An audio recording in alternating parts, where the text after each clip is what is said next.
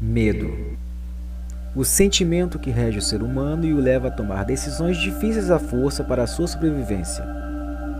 Sobrevivência é a palavra essencial presente neste título que, mesmo sem querer, gerou a lenda mais que sombria do Brain Drowned. Suas músicas permeiam como melodias estranhas e, acima de tudo, cria agonia no jogador e a jogadora.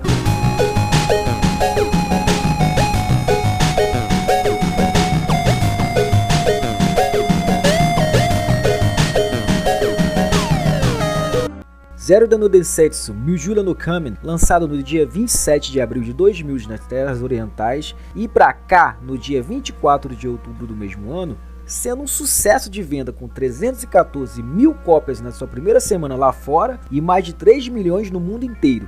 Um belo feito, né, galera? É uma sequência direta de Ocarina of Time e na linha do tempo em que o Link volta a ser criança ao abandonar Hyrule e buscar seu verdadeiro destino. A fada Neve o deixa, pois, como é de se saber, ele é um Hylian e não um Kokiri. Kokiris não podem crescer. Para jogar esse game você tinha que ter o Expansion Pack, aquele cartuchinho com a parte de cima vermelha que se colocava na frente do 64, naquela tampinha que se tirava, né? Só para aparecerem detalhes e tudo mais de forma que o hardware suportasse. E falo, foi um passo bem alto em relação ao Ocarina, que não fez feio em momento algum também. Foi classificado como E, ou Everyone, ou todas as idades, pela ESRB, SRB, aquela coisa lá, né? Responsável pela censura em games mais violentos e por aí vai. Chupinhava uns 32 megas de memória para rodar na raça, o que hoje em dia não é nem um álbum completo da sua banda favorita no celular, mas que naquele tempo fazia uma diferença enorme. Considerado como gênero de ação e aventura e pelos teimosos como RPG também, não me batam, please.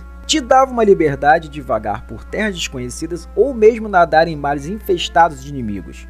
Uns tempos após tiveram outras versões como a de GameCube, no Nintendo Wii pelo Virtual Console e pelo Nintendo 3DS, que assim como Ocarina tiveram suas versões em 3D com gráficos reformulados e mecânicas refeitas para se encaixar nos padrões do portátil da Nintendo. Antes de tudo, falo que mesmo tendo o nome do título, a Princesa Zelda só aparece num flashback e olhe lá, mas de importância alta. No game você nem vai sentir falta dela, te garanto, tem coisa muito pior a se preocupar. Antes de tudo, bora tocar no assunto do Brain Drowned, que falei lá no começo e que vocês estão querendo saber ou até mesmo relembrar para quem é daquela época. Vocês lembram das creepypastas? Aqueles documentários ou vídeos assustadores que a galera soltava na web quando tudo era mato?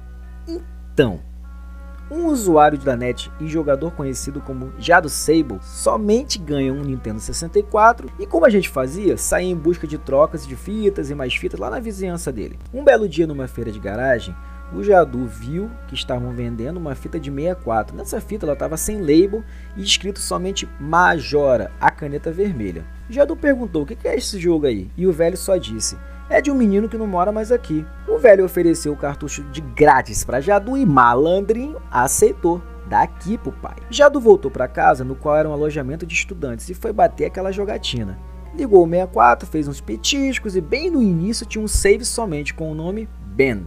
Ele, que era gente boa, não apagou o save e fez um novo com o nome de Link. Raro alguém que não apagar save alheio, hein? Mas bora prosseguir. Tem um glitch que, se vocês não sabem, chamado de Fourth Day, ou quarto dia, que dava mais um dia no game. E isso era bom, porque são 3 dias corridos e contados. E depois, pum!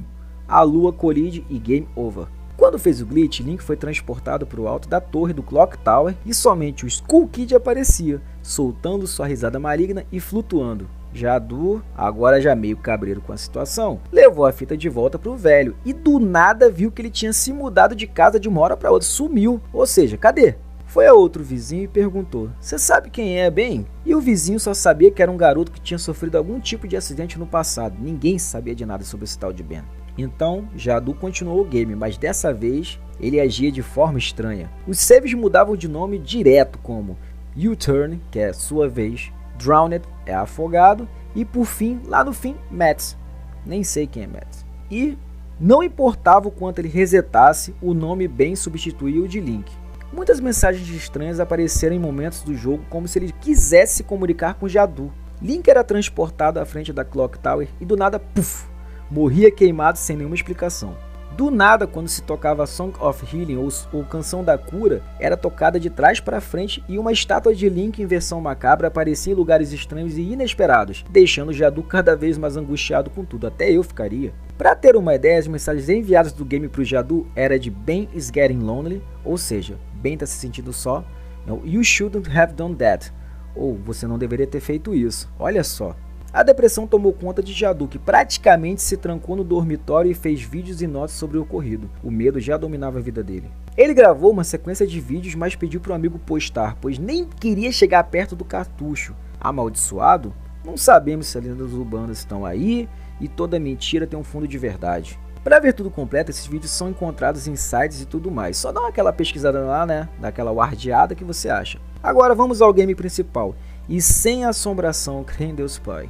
Termina é o local em que Link vai parar ao ser roubado por um Skull Kid usando uma estranha máscara roxa. Link, depois de cair do cavalo e desmaiar, persegue o ladrãozinho salafrário que, acima de tudo, leva Epona junto. Num certo momento, Link cai num poço e, por consequência, é transformado em The Kill Kid, aqueles cabeça de nós lá do primeiro jogo. Ao acordar dentro de uma torre, ele encontra o vendedor de máscaras feliz, que é tão assustador quanto uma creepypasta, eu garanto, que o fala sobre a máscara de Majora. Antes, vamos falar desse artefato? Há várias teorias em volta sobre ela, em que no game seria uma entidade maligna poderosa que foi selada por uma tribo antiga de Termina, mas que, mesmo assim, trouxe caos e destruição à Terra. Uma das HQs de Majora's Mask, uma das não licenciadas, dá uma outra versão que eu vou resumir para vocês. Havia um ser poderoso chamado Majora, que como a Triforce, possuía uma armadura mágica que daria desejos a quem a pegasse. Então muitos guerreiros tentaram em vão derrotar a entidade e tomar sua força. Todos eram devorados, até que um homem disfarçado de músico subiu a montanha e tocou a canção em seus tambores, oferecendo liberdade para Majora, alegando que não queria armadura. Durante 3 dias e 3 noites ela dançou ao som infindável dos tambores e caiu no sono, morrendo no amanhecer do 4º dia.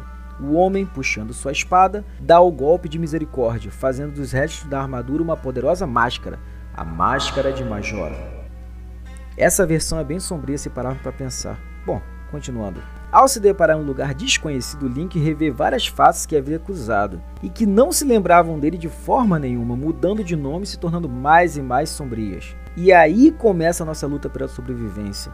Ao olhar para cima, se depara com um grande jumpscare, uma lua com fase aterrorizante prestes a colidir com o local. Aqui, o tempo é seu pior inimigo.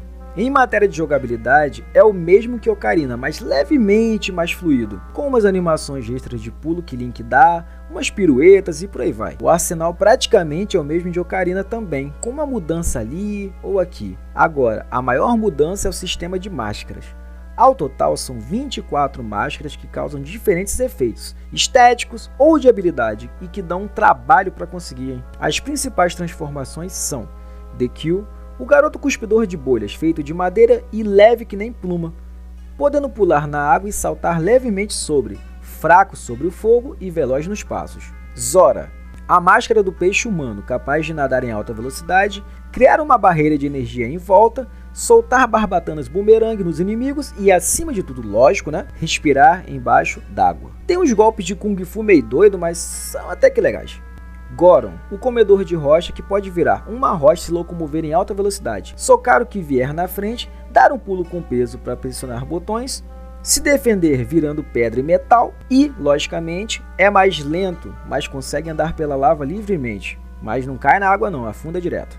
A Epona volta a dar as caras e é uma versão pônei, mas logicamente de forma mais veloz. Eu achei que tá bem mais fácil de controlar, mas cada um vai sentir se teve diferença ou não. Os gráficos exibem detalhes bem feitos e ao mesmo tempo com aquele gosto de já conheço esse lugar. Ah galera, é um déjà vu puro. Termina tem seu campo aberto e que toca a canção original da franquia e isso me fez um ânimo enorme. Falando em músicas, é como se tivessem sido distorcidas com efeitos sonoros de filme de terror B, mas que casam com o clima. E mesmo assim não saem da cabeça do jogador de maneira nenhuma. As canções estão de volta e tocadas em diferentes instrumentos como tambores, flautas e peixe-tarra. Esse nome eu inventei porque é uma mistura bizarra. Antigas como Song of Storms e Epona's Song voltam e novas como a sombria Elegy of Emptiness, que cria estátuas e quisera não chamar o Brandon lá, aparece para completar a partitura. Até a Caipora Gaibora, a coruja, volta como ponto de save e transporte. E graças a Deus não dá aquele sermão todo que a gente conhece e rasga o dedo para apertar o botão e passar rápido. O resumo de tudo. você vai ficar indo e vindo com muitas sidequests, questões pessoais, umas tratando de depressão. Então, se você tem algum gatilho em espécie sobre, eu te aconselho a deixar esse game de lado, afinal saúde mental é tudo hoje em dia, hein, galera. Finalizando, um game estranho, meu favorito, mas que ainda impera na mente de muita gente, por bem ou por mal. É um assunto complicado, né, galera? Mas vamos falando aos pouquinhos dele, né? Então espero que vocês tenham gostado do vídeo.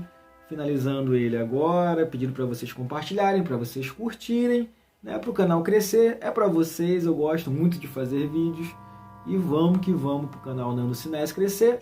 Quem quiser dar uma ideia de algum jogo aqui embaixo, bota nos comentários aqui embaixo. Ó, eu quero tal jogo, que se eu souber sobre o assunto, estudar bem sobre o assunto, vamos falar dele, ainda menciona a pessoa, tá bom? Nando out.